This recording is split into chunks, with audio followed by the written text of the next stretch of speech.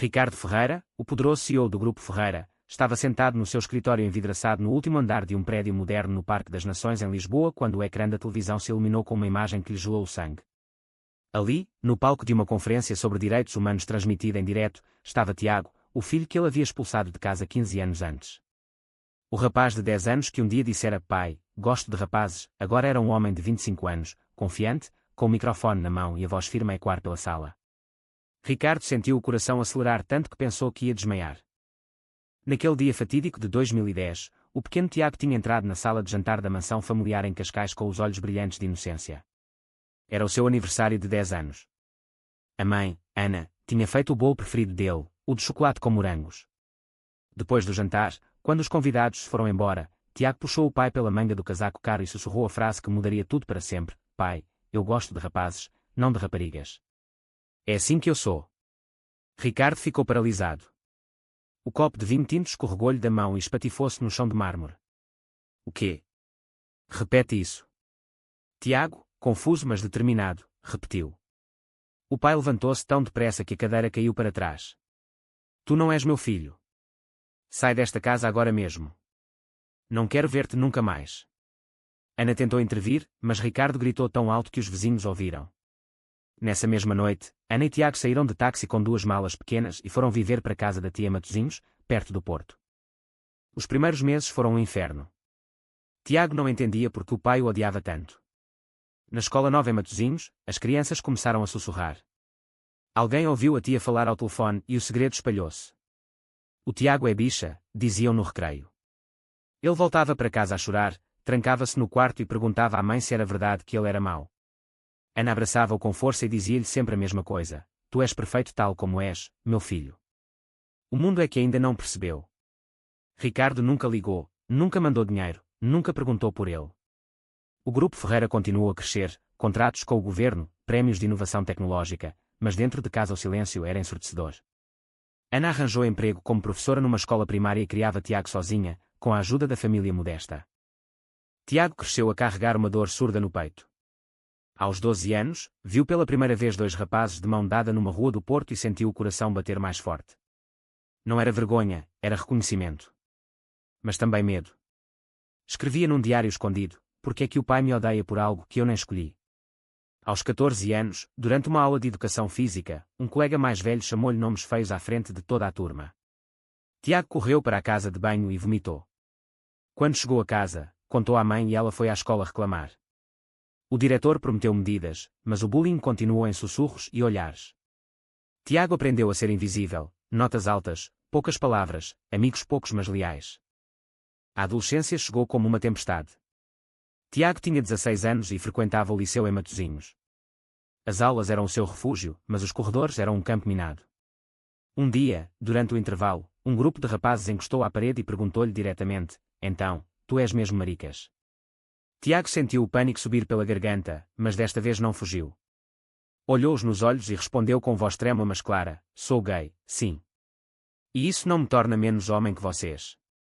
O soco veio rápido, acertou-lhe na boca e fez o lábio sangrar. Voltou para casa com a cara inchada.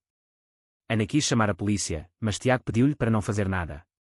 Quero resolver isto sozinho, mãe. Nessa noite, sozinho no quarto, ele abriu o computador e pesquisou grupos LGBT Portugal. Encontrou o ILGA e leu histórias de outros rapazes. Pela primeira vez sentiu que não estava sozinho. Começou a frequentar um grupo de apoio para jovens em Porto, às escondidas. Lá conheceu o primeiro amigo verdadeiro, o Lucas, um rapaz de 17 anos de Gaia que também tinha sido expulso de casa. Os dois passavam horas a falar sobre tudo: família, escola, o futuro. Lucas disse-lhe uma frase que Tiago nunca esqueceu: a nossa identidade não é um erro, é a nossa força. No verão seguinte, Tiago fez 17 anos e decidiu contar à mãe que estava a namorar. O nome era André, um rapaz tímido da turma de matemática. O primeiro beijo aconteceu numa praia de Matosinhos ao fim da tarde, com o sol a pôr-se sobre o mar. Foi doce, nervoso, cheio de esperança. André segurou-lhe a mão e disse: não tenhas medo de ser quem és. Mas o namoro durou pouco. Os pais de André descobriram e proibiram-no de ver Tiago. Mais uma rejeição. Tiago chorou durante semanas, mas desta vez não se escondeu. Inscreveu-se num workshop de teatro em que o tema era identidade e, pela primeira vez, subiu a um palco pequeno e contou a sua história. A plateia aplaudiu de pé. No fim do secundário, as notas eram excelentes. Tiago queria ser advogado. Vou lutar pelos direitos que me foram negados, disse à mãe no dia em que recebeu a carta de aceitação na Universidade de Coimbra. Mudou-se para a cidade dos estudantes com uma mala e o coração cheio de determinação.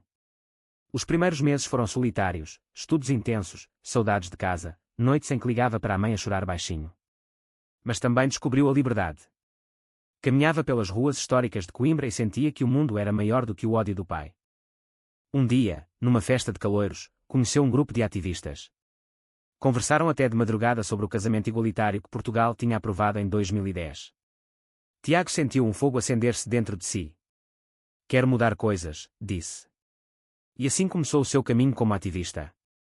Escrevia artigos para o jornal da universidade, organizava debates, participava em marchas pequenas. A dor da rejeição do pai transformava-se lentamente em combustível.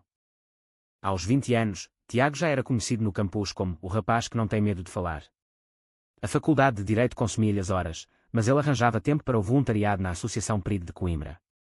Foi aí que conheceu o primeiro amor verdadeiro da vida adulta, o Miguel, estudante de psicologia, 2 anos mais velho. Miguel tinha olhos castanhos calmos e uma paciência infinita. O primeiro encontro foi num café perto da Sé Velha. Conversaram sobre livros, música, sobre o medo de serem vistos juntos na rua. O beijo aconteceu semanas depois, num passeio ao longo do rio Mondego ao anoitecer. Tiago sentiu-se finalmente em casa nos braços de alguém. O namoro durou 1 ano e meio. Miguel ensinou-lhe a perdoar-se a si mesmo pelas noites em que ainda acordava a sonhar com o pai a gritar. Juntos foram à primeira marcha do Orgulho em Lisboa, de comboio, de mãos dadas durante todo o caminho. Quando voltaram, Tiago escreveu o seu primeiro artigo para um jornal nacional, Ser Gay em Portugal, do silêncio à voz. O texto foi partilhado milhares de vezes. O pai nunca comentou, mas Tiago soube, através de um primo distante, que Ricardo tinha visto e ficara furioso. No final do curso, Tiago estagiou num escritório de advogados em Lisboa especializado em direitos humanos. O chefe, um homem heterossexual mas aliado, reconheceu o potencial dele e ofereceu-lhe um contrato. Tiago aceitou e mudou-se definitivamente para a capital. A mãe foi visitá-lo no apartamento pequeno em Alfama e chorou de orgulho ao ver o diploma na parede. Tu conseguiste, filho. Apesar de tudo. Mas a vida não era só vitória. Havia dias em que o peso da ausência do pai o esmagava. Tiago ia ao mirador de Santa Luzia, olhava para o Tejo e perguntava-se se algum dia Ricardo sentiria remorso. Numa dessas noites, recebeu uma mensagem do Miguel: acabou, Tiago. Não consigo mais lidar com a tua raiva constante contra o passado. O rompimento doeu como uma facada, mas desta vez Tiago não se deixou cair. Procurou terapia, escreveu no diário, correu quilómetros pelas ruas de Lisboa até o corpo doer mais que a alma. Aos 23 anos, Tiago já era advogado pleno e tinha fundado um pequeno projeto de apoio jurídico gratuito para jovens LGBT que sofriam discriminação familiar. Os casos chegavam todos os dias: rapazes expulsos de casa, raparigas rejeitadas por pais conservadores. Cada vitória no tribunal era uma pequena vingança contra o seu próprio passado. Foi no evento de angariação de fundos para a ILGA Portugal que Tiago conheceu Pedro Almeida. Pedro era designer gráfico, 28 anos, sorriso fácil e uma voz grave que acalmava qualquer tempestade. Conversaram a noite toda sobre arte, sobre Lisboa, sobre como o país tinha mudado tanto desde 2010 e ainda tinha tanto caminho a percorrer. O primeiro encontro a sós foi num restaurante pequeno em Bairro Alto. Pedro pediu vinho tinto e disse: conta-me a tua história toda, sem pressa. Tiago contou. Pela primeira vez, falou sem chorar. Pedro ouviu, segurou-lhe a mão por cima da mesa e respondeu apenas: tu és a pessoa mais corajosa que eu já conheci. O relacionamento cresceu devagar, sólido, cheio de pequenos gestos.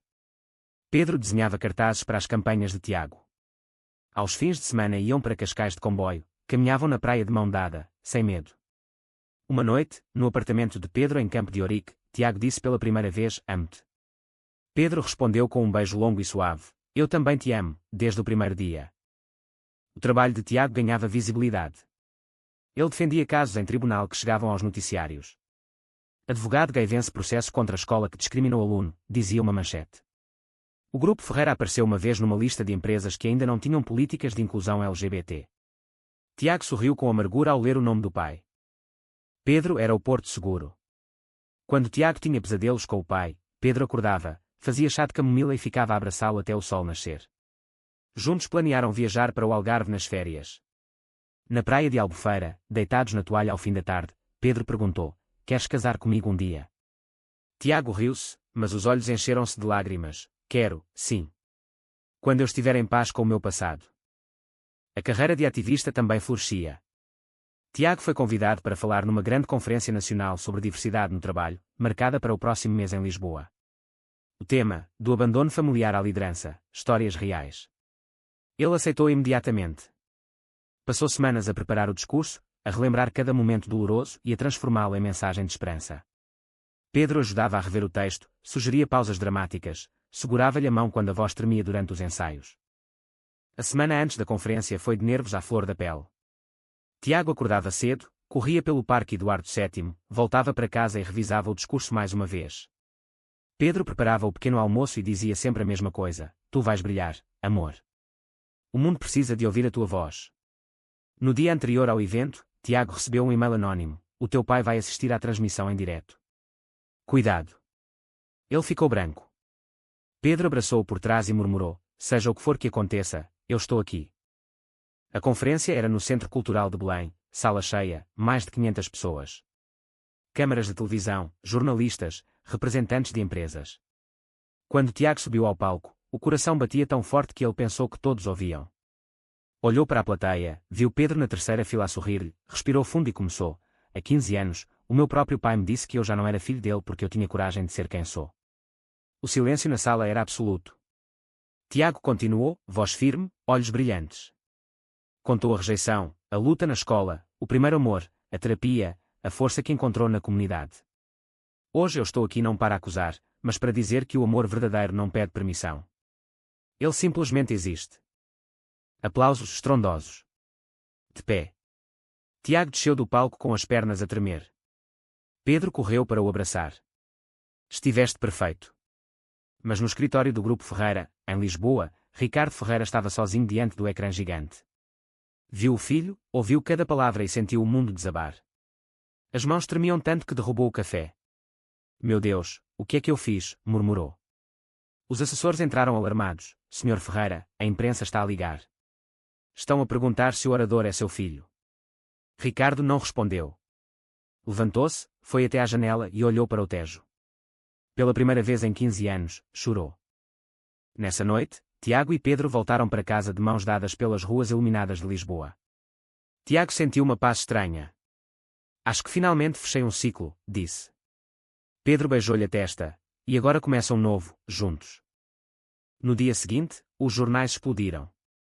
Filho de CEO rejeitado aos 10 anos torna-se voz nacional dos direitos LGBT. Ricardo fechou-se no escritório, recusou todas as chamadas. A empresa começou a receber e-mails de clientes conservadores a ameaçar retirar contratos. O Conselho de Administração exigiu uma reunião de emergência. Ricardo ouviu em silêncio as críticas, depois levantou-se e disse apenas: eu errei. E agora não sei como consertar. Tiago soube da reação do pai através de um jornalista que o contactou. Não sentiu raiva, apenas uma tristeza profunda. Pedro sugeriu: talvez seja hora de uma conversa. Tiago hesitou dias. Finalmente, marcou um encontro num café neutro perto do Cais do Sodré. Quando Ricardo entrou, 15 anos mais velho, cabelo grisalho, olhos vermelhos, Tiago quase não o reconheceu. O pai sentou-se, mãos trêmulas. Tiago, eu não tenho palavras. A conversa durou 3 horas. Ricardo pediu perdão entre lágrimas. Tiago ouviu, contou as noites em que chorou por causa dele, as vitórias que o pai nunca viu. No final, não se abraçaram. Tiago disse apenas: eu perdoo-te, pai. Mas preciso de tempo para confiar. Ricardo acenou com a cabeça, aceitando. Meses depois, o Grupo Ferreira lançou a primeira política oficial de inclusão LGBT. Tiago foi convidado para a apresentação, mas não foi. Preferiu passar o dia com Pedro na praia de Carcavelos, de mãos dadas, a ver o mar. A vida continuava. A dor não desapareceu por completo, mas agora tinha espaço para o amor. O preconceito familiar pode ser superado pelo tempo e pela verdade, ou destrói laços para sempre. Verdadeiro ou falso?